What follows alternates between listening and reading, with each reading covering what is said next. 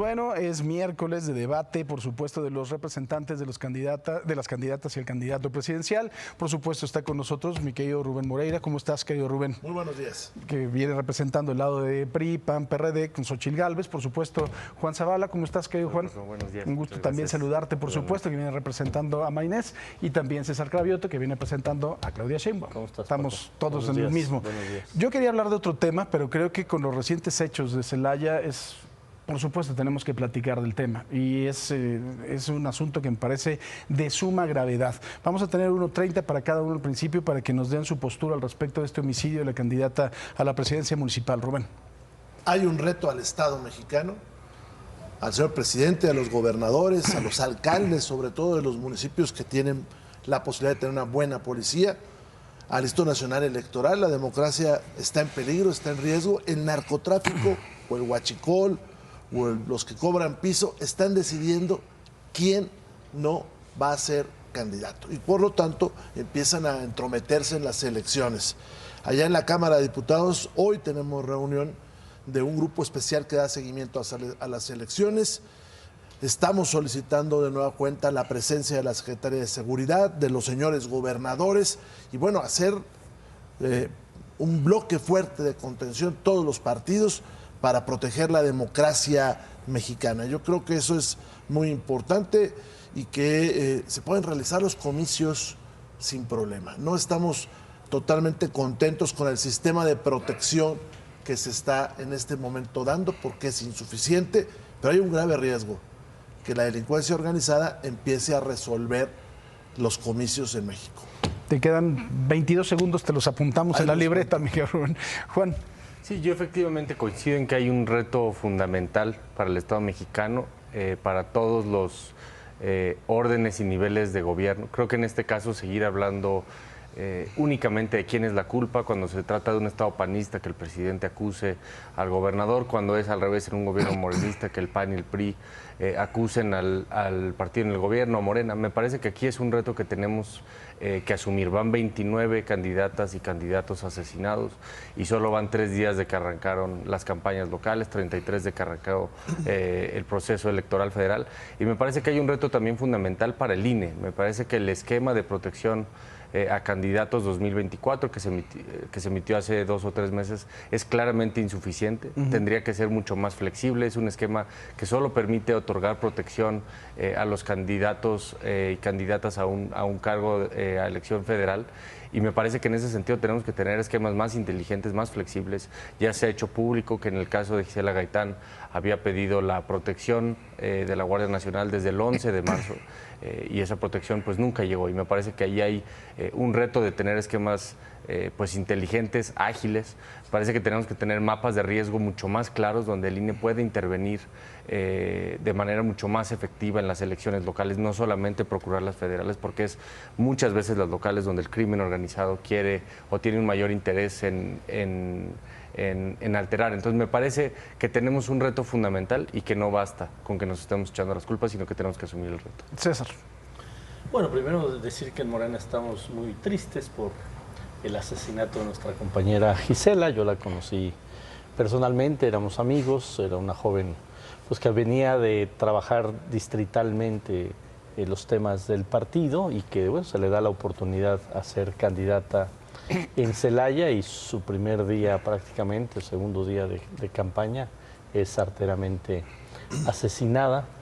Por supuesto, yo también creo que los protocolos se tienen que revisar con el INE y con los institutos electorales locales, con todos los gobiernos estatales y, por supuesto, con la Guardia Nacional.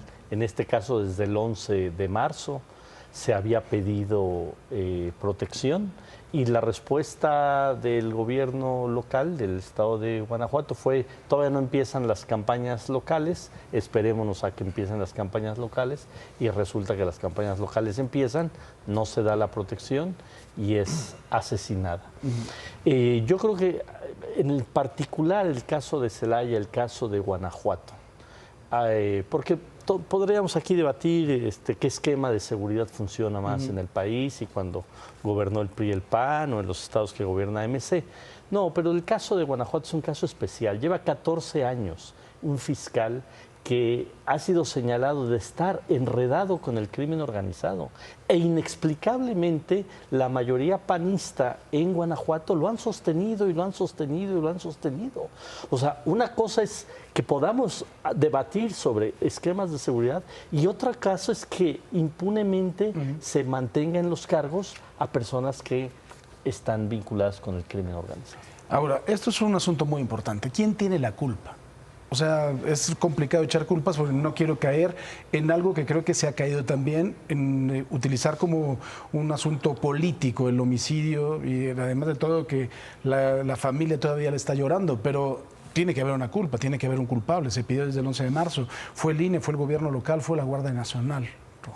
Creo que el país tiene graves problemas, porque así como está este terrible caso de Guanajuato, pues hace unos días tuvimos en Jalisco el homicidio del alcalde que iba a reelección en Piguamo, o tenemos un problema gravísimo en Marabatío, donde asesinan a 2 personas que aspiran a ser candidatos, pero también hay, Paco, la sospecha de que se desaparecieron a otras personas que tenían la misma intención de competir, me refiero a Marabatío.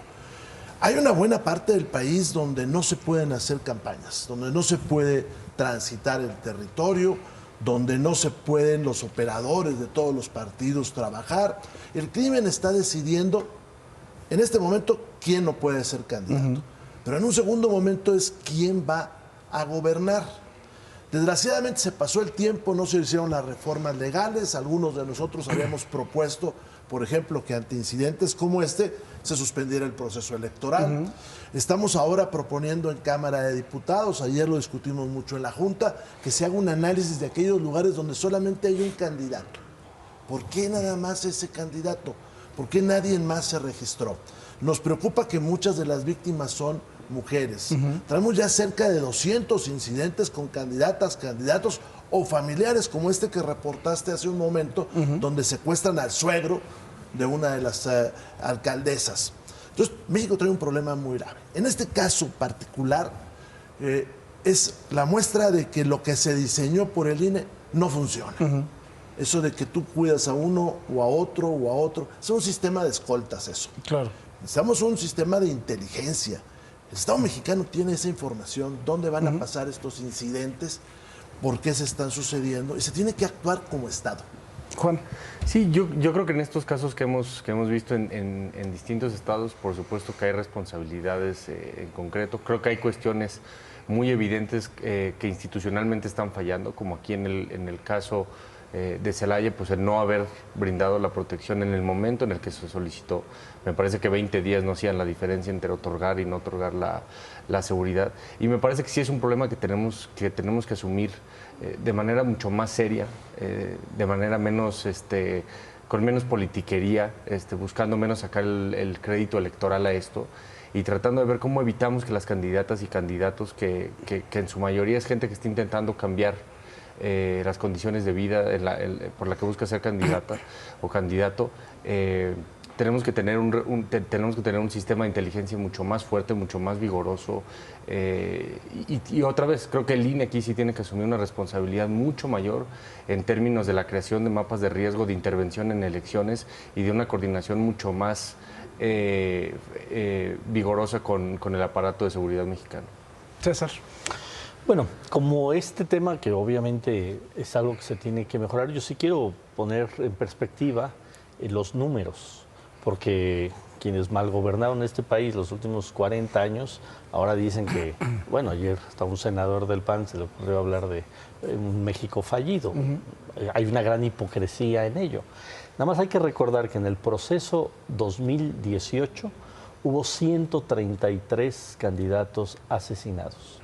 Ahorita es una cifra mucho menor. Queremos que llegue a 0 esa cifra, por supuesto que sí, pero no es de que estamos peor que hace 6 años, todo lo contrario. Así como en todos los indicadores de seguridad en este país, en este gobierno, de la Cuarta Transformación del presidente López Obrador, hemos ido mejorando los indicadores. Claro, cuando hay un hecho de estos, pues obviamente todos nos alertamos y no nos gusta. Si vemos los números fríos, hubo 133 muertos en el proceso 2018. Tenemos que mejorar. Yo no coincido en que hay zonas en que no se pueda hacer campaña. Hay zonas más complicadas que otras, por supuesto. Y ahí, pues, no es tan difícil. El INE, por ejemplo, ¿qué nos pide a los que somos candidatos? Nuestra agenda semanal. Nosotros tenemos que mandar nuestra agenda semanal. ¿Por qué no en las zonas complicadas? Si el INE ya sabe dónde van a estar los candidatos, pues que se adelante. Pero, ¿de verdad será esto? Porque yo escucho que el INE es el que tendría que tener la responsabilidad de esto. ¿De verdad tiene que ser el INE? Porque el INE no tiene el mando de las fuerzas policíacas, ¿no? No tiene el mando de la Guardia Nacional. ¿Tendrá que ser el INE el que lo coordine? O si estamos viendo que el INE no funciona, mejor que alguien más lo tome, ¿no? Pues estamos en una crisis de seguridad. Yo no concuerdo con eso de que las cifras van mejor. Incluso el señor presidente de la República se comprometió a que en 3 años iba a haber paz en este país y eso no sucedió. De hecho, en este sexenio hay mucho más homicidios que en el anterior. Y además están falseando las cifras y eso está demostrado, sobre todo en la Ciudad de México y en el Estado de México. Pero además, Paco, hoy mucha gente no se anima a ser candidato. Y eso en la Cámara de las y los Diputados se nota hasta en los pasillos. Y es un comentario de que prefieren ser candidatos a diputados o alcaldes, porque una parte de toda esta ofensiva de la delincuencia organizada se da sobre los alcaldes. Ahora, el INE es el garante de la democracia, pero esto es una respuesta del Estado mexicano, de gobernadores, del presidente, de los alcaldes y también de nosotros. Sin embargo, en este país se polariza. No hay una sola foto, Paco, del Ejecutivo Federal con los ejecutivos de los estados planeando la seguridad. No la hay, porque la política es polarizar. ¿Van peor las cifras y están falseando las cifras? Es que ese es el tema. Como estamos en tiempos políticos, pues le quieren sacar raja política. Todos los números de los indicadores de seguridad es que van a la baja. Por supuesto, insisto, cuando hay temas como estos, pues se magnifica y se dice va todo mal. Pero la sociedad lo sabe, y más en la Ciudad de México, que no nos venga aquí los del PRI y los del PAN a decir cómo darle seguridad a los capitalinos, cuando los capitalinos sabemos que es mucho mejor. El modelo de seguridad que nos quieren implantar aquí en la ciudad es el de Guanajuato y no lo vamos a permitir de ninguna manera. Pero sí debe haber, insisto, mucho más coordinación. Y yo coincido contigo. Bueno, el INE tiene que tener una parte y obviamente la Guardia Nacional tiene que tener otra parte. Sí debe haber una alerta de reestructurar esa forma de coordinarse. Pero con eso de que el INE no se toca, ni los soples se tocan, pues parece que hacen las cosas maravillosamente bien y tampoco es que lo hacen tan ¿Lo hace bien el INE o no lo hace, Juan? No, yo creo que en términos generales en esa parte lo hace bien el INE. Creo que hay que replantear, creo que el INE se tiene que replantear cómo lo hace. Me parece que este esquema que publicó, donde otra vez solo se protege a los candidatos federales, me parece que es absolutamente insuficiente. Estamos viendo que la mayoría de los ataques son a candidatos a diputaciones locales o a presidencias municipales. Me parece que en ese sentido el INE pues sí tendría que replantearse ese esquema.